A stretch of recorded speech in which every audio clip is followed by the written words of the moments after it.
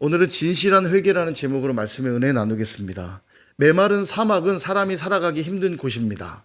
어려운 정도가 아니라 불가능한 곳이죠. 그럼에도 불구하고 사막에서도 살아갈 수 있는 곳이 있습니다. 어디죠? 오아시스. 오아시스가 있는 곳은 사람이 살아가거든요.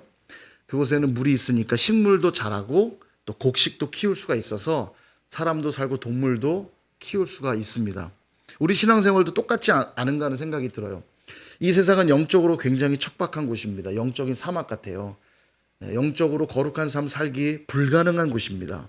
죄와 악으로 가득해서 공중권세 잡은 자들이 휘집어 놓는 그런 영적 사막과 같아요. 거룩한 삶을 살고 싶지만 쉽지 않은 곳입니다. 그러나 하나님과 동행하는 그곳은 오아시스와 같아서 거룩한 삶을 가능하게 해요. 그래서 사막에서 오아시스를 반드시 찾아야 되듯이 우리도 삶 속에 누구를 늘 찾아야 돼요? 하나님을 늘 찾아야 돼요. 그분만이 우리의 영적인 오아시스거든요. 아무리 세상이 척박해도 아무리 영적으로 메말라 있어도 우리 하나님과 동행하기만 하면 그곳은 거룩한 삶을 살아갈 수 있는 곳이 되는 것입니다. 근데 이때 조심해야 될 게 있습니다. 사막에는 이 신기루라는 게 있어서요. 신기루를 보고 오아시스로 착각해서 쫓아가다 보면 큰일 나는데요. 사진 한번 보여주시죠. 신기루 보신 적 있으세요? 저도 직접 본 적은 없는데 사진으로만 봤는데 오아시스가 있는 것처럼 보이죠? 물이 막 모여 있는 것처럼 보이시죠? 예, 저게 신기루예요. 저걸 이제 이집트 여행 중인 사람이 찍은 건데 길을 가다 보면 신기루가 종종 보인답니다. 그럼 저렇게 보이니까 사진을 찍잖아요. 그래서 한번 진짜 물이 있는지 없는지 궁금하잖아요. 정말 물이 없나? 궁금하니까 가보고 싶은데 경찰들이 막는답니다. 왜 막냐? 저기를 들어가면요. 아무것도 없을 뿐만 아니라 저기 사막지대이기 때문에 저게 신기루가 왜 생기냐면 빛이 밀도가 다른 공기층을 통과하면서 굴절되면서 나타나는 현상이래요. 말이 좀 어렵지만 어쨌든 허상이란 얘기예요. 쫓아가서 물이 있는 줄 알고 가다 보면 그냥 사막만 있잖아요. 그 점점점 사막의 깊은 곳에 들어가서 길을 잃어버려서 그냥 그렇게 죽는다는 거예요. 그래서 경찰들이 막는답니다. 저 멀리 신기루가 보여도 사진은 찍게 해주는데 못 들어가게 한대요. 신기루가 그런 것입니다. 보면 물이 있는 것 같이 속여지는데 저기를 들어가면 죽는 거예요. 근데 우리의 신앙생활도 똑같다는 생각이 들어요. 항상 오아시스이신 우리 하나님 안에 거해야지 열매도 맺고 생명도 누리며 살아가는데 자칫 신기루와 같은 우상들, 세상의 가치들 이런 것들을 보고 쫓아가게 되면 거기에 생명이 있을 것 같고 거기에 복이 있을 것 같아서 쫓아가다 보면 어느 순간 길을 잃어버리고 영적인 생명을 잃어버리게 될 수 있다는 거예요. 신기루의 특징이 뭐냐? 허상이고 속임입니다. 그죠? 오늘 예레미야 말씀이 그래요. 우상을 쫓는 그들의 모습이 허상을 쫓는 것과 같다. 그렇게 말씀합니다. 결국 죄가 뭐냐면 죄는 뭐예요? 하나님으로부터 빗나간 모든 것. 이게 죄입니다. 하나님으로부터 빗나간 모든 게 죄예요. 하나님 외의 모든 건 허상이라고 한다면 결국 죄는 뭐냐?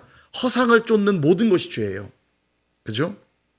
허상을 쫓는 모든 행위가 죄인데 그게 뭐냐? 그게 곧 우상 숭배다. 하나님 외에 헛된 것들을 쫓는 행위가 우상 숭배인 거예요. 그게 뭐 부처상이 됐든지 돈이 됐든지 자존심이 됐든지 명예가 됐든지 뭐가 됐든지 하나님 외에 모든 헛된 것을 쫓는 행위가 우상 숭배라는 겁니다. 그래서 여러분 오늘 이 허상, 속임이란 단어가 굉장히 중요한데요. 이 남유다의 죄를 지금 지적하면서 누구랑 비교를 하냐면 북이스라엘과 비교를 하고 있습니다. 이 말씀이 선포될 당시는 이미 북이스라엘은 멸망한 이후거든요. 멸망한 북이스라엘과 비교하면서 말씀을 하고 있는데 어떤 비교를 하냐면 북이스라엘이 우상숭배하여 이방 나라만 쫓다가 하나님이 아닌 이방 나라만 쫓다가 저렇게 쫄딱 망한 것을 보고도 너희가 어찌 똑같은 전철을 밟고 있느냐 이걸 지적하고 있는 거예요. 19절 한번 볼까요? 내가 말하기를 내가 어떻게 하든지 너를 자녀들 중에 두며 허다한 나라들 중에 아름다운 기업인 이 귀한 땅을 내게 주리라 하였고 내가 다시 말하기를 너희가 나를 나의 아버지라 하고 나를 떠나지 말 것이니라 하였노라. 아멘. 이 뭔 소리냐면 하나님께서 이스라엘을 자녀로 여기셔서 아름다운 기업을 주셨다는 거예요. 가나안 땅 주셨죠. 아름다운 기업. 아름다운 땅을 주셨어요. 그리고는 아버지 나를 떠나지 말아라. 그렇게 말씀을 하셨다는 거예요. 그런데 어떻게 했냐? 20절.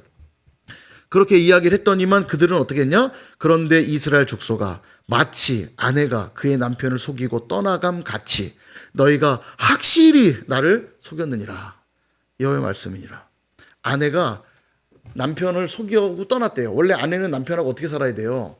살아가면서 하나 돼서 살아야 되는데 함께 살겠다고 약속한 거 아니에요. 결혼이라는 건 내가 당신과 100년회로 하겠다, 함께 하겠다 약속한 건데, 약속을 해놓고는 남편을 속이고 떠나버렸다는 거예요. 그래서 여기 나를 속였느니라 이 말에 밑줄을 그어야 됩니다. 너희가 확실히 나를 속였느니라. 하나님을 속인 결과가 바로 죄라는 겁니다. 하나님을 속인 게 죄예요. 그게 곧 우상 숭배의 핵심이죠. 나가서 누굴 만나겠어요? 이 아내가 남편을 속이고 나가서 누굴 만나요? 정부를 만나겠죠. 다른 남자를 만날 거 아닙니까? 그게 우상 숭배고 하나님을 속이는 죄인 거예요. 지금도 마찬가지입니다. 우리가 성도가 되었죠. 하나님 자녀가 되었죠. 하나님의 백성 되었죠. 하나님의 교회가 되었습니다. 그죠? 이 말은 내가 이제는 하나님만 섬기며 살게요 라고 하는 약속이 들어있는 겁니다. 그죠? 하나님과 언약을 맺은 거예요. 하나님과 함께 낀 반지가 있다고 그랬죠? 무슨 반지죠? 헤세드 반지. 언약에 기반한 사랑. 이 반지를 볼 때마다 그래, 나의 남편은 우리 하나님이지, 우리 예수님이지. 이 반지를 꼈어요, 우리가 지금. 그래서 성도가 되었고요, 교회가 되었고요, 하나님 자녀가 되었고 하나님 백성이 되었다는 거예요. 그렇게 약속을 해놓고는 하나님이 아닌 것들, 내 정욕, 내 욕심, 내 자아의 만족들, 세상의 가치만을 쫓아서 살아간다면 이것이 곧 죄요 우상 숭배가 된다라는 거예요. 하나님을 속이고 있는 것이고 자기 자신을 속이고 있는 거죠. 모든 인류의 죄가 바로 여기서부터 시작된다는 거예요. 아담과 하와가 선악과를 범하는 죄를 지었죠. 왜 이 죄를 지었냐면 사단이 유혹합니다. 이걸 먹으면 네가 하나님처럼 될까 하노라. 네가 하나님처럼 될까 봐 먹지 말라고 한 거야. 그리고 먹었다는 얘기는 왜 먹었다는 얘기예요? 하나님처럼 되고자 했다는 얘기죠.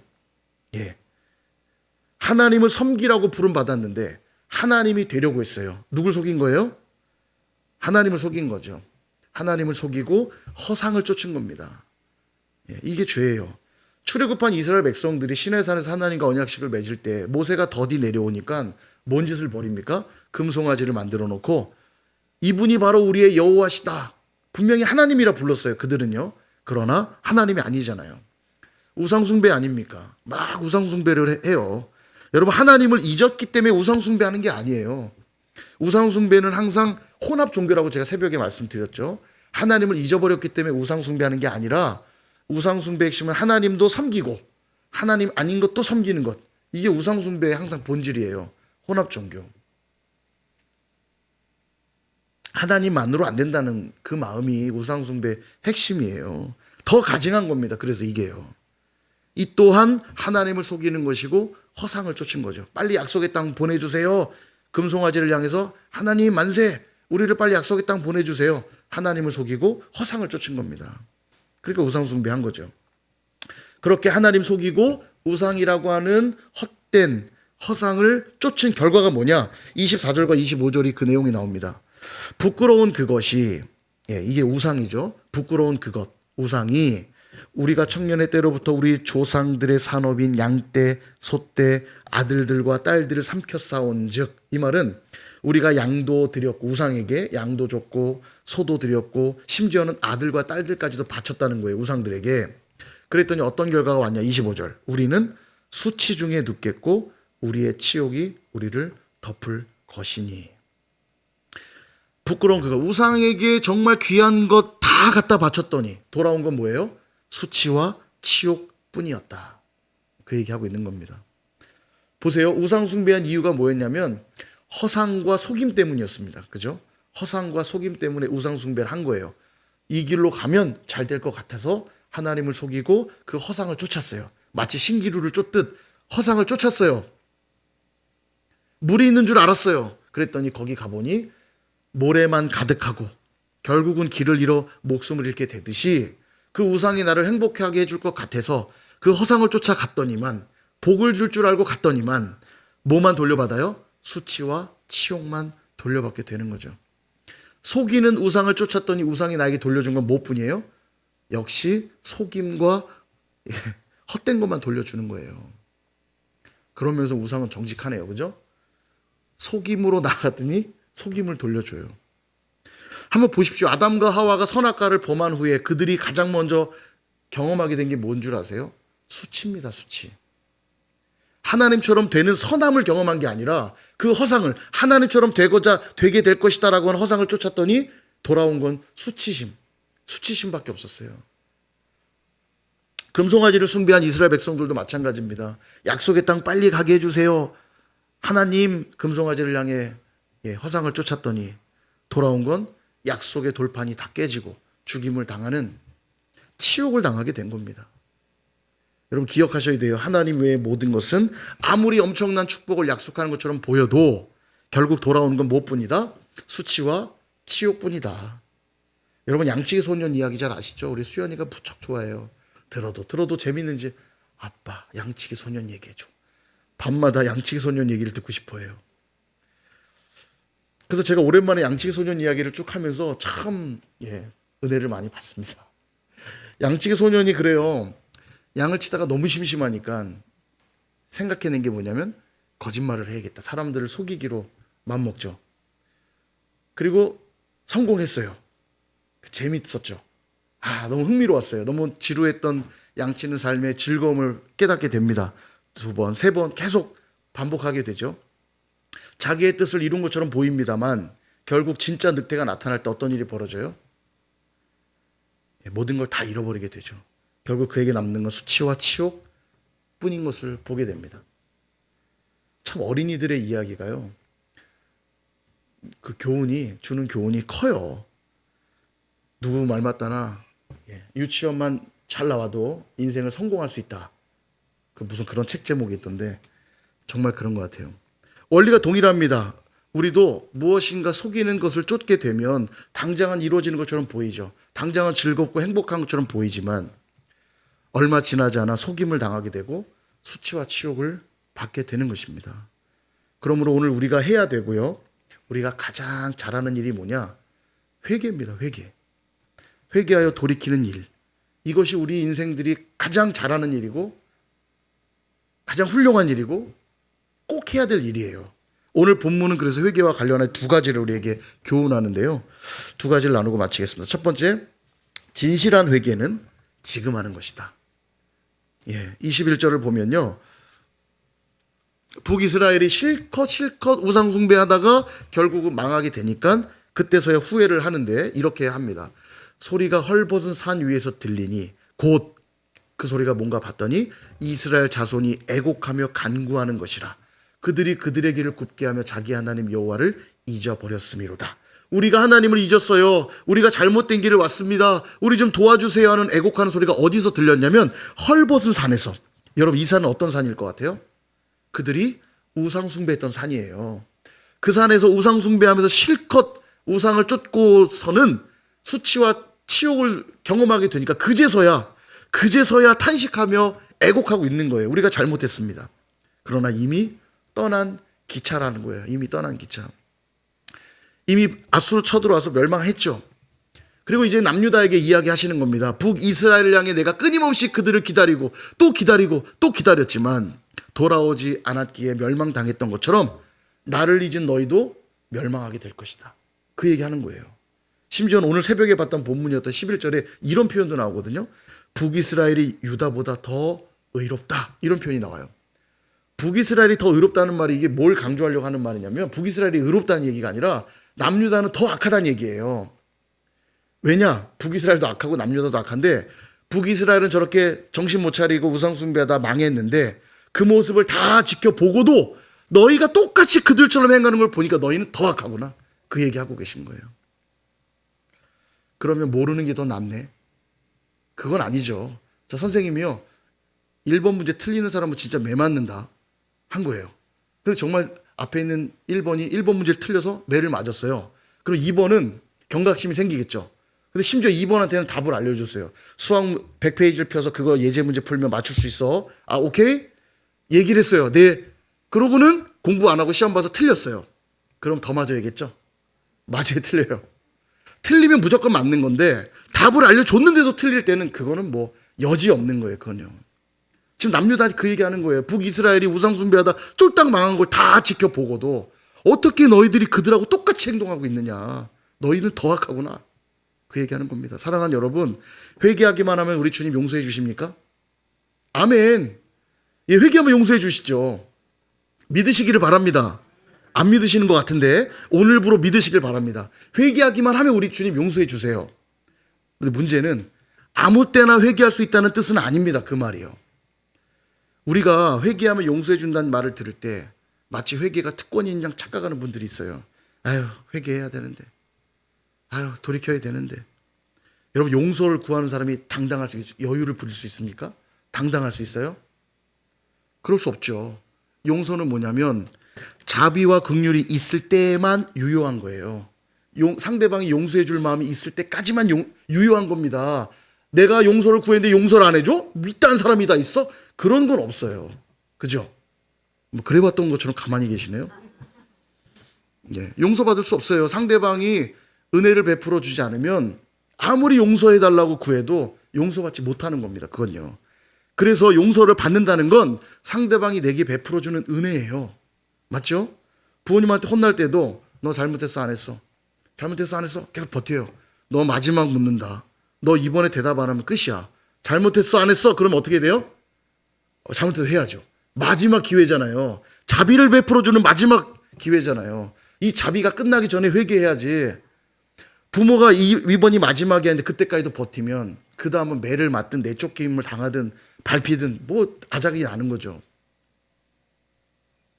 동일하게 우리가 회개해서 용서받을 수 있다는 건 굉장히 큰 은혜이지 회개해 드렸으니까 당연히 용서해 주세요라고 주장할 수 있는 게 아니라는 거예요. 그러므로 회개는 언제 해야 됩니까? 예, 지금 해야 돼요. 그래서 아직 하나님의 자비와 긍휼이 유효한 바로 지금 하는 거예요. 그게 용서해 주시는 분에 대한 최고의 겸손이고요.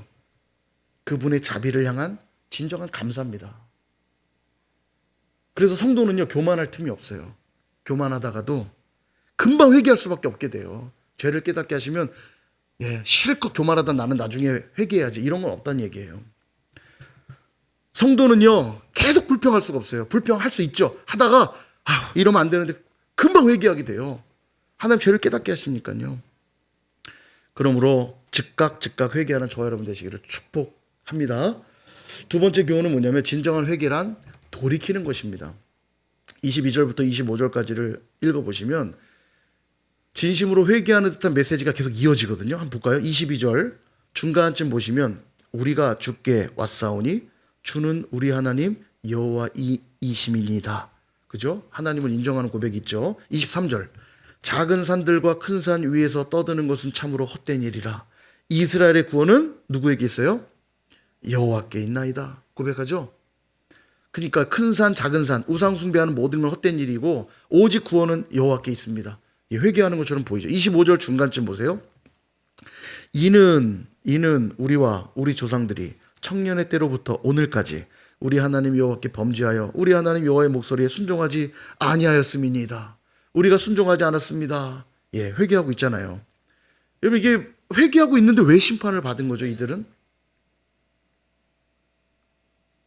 회개하는 신용만 했지 진정으로 돌이키지는 않았기 때문입니다. 이게 굉장히 중요한 메시지인데, 회개라는 말, 메타노이아라는 이 헬라어도 메타노이아란 말 안에 들어있는 뜻, 뉘우침과 돌이킴이 들어있어요.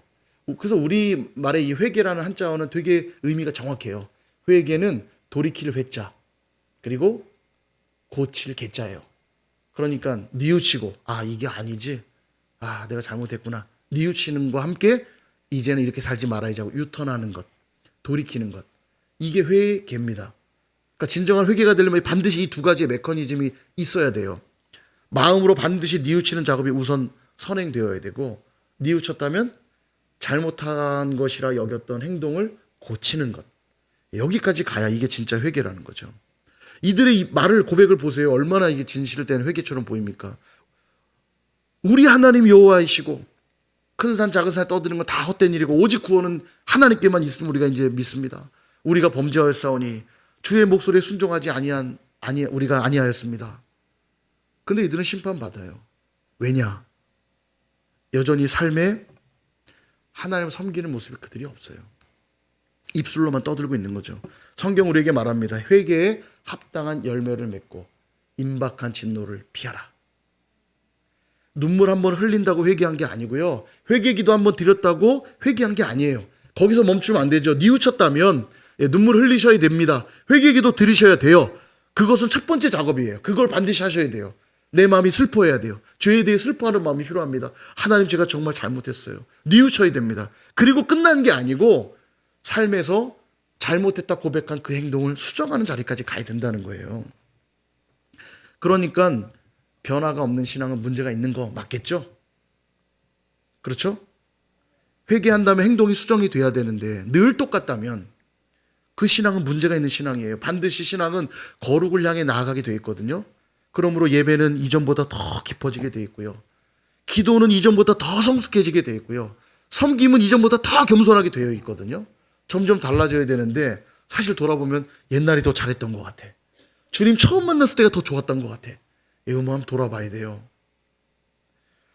나의 예배가 문제가 있다면 내 예배 생활을 돌아보셔야 돼요.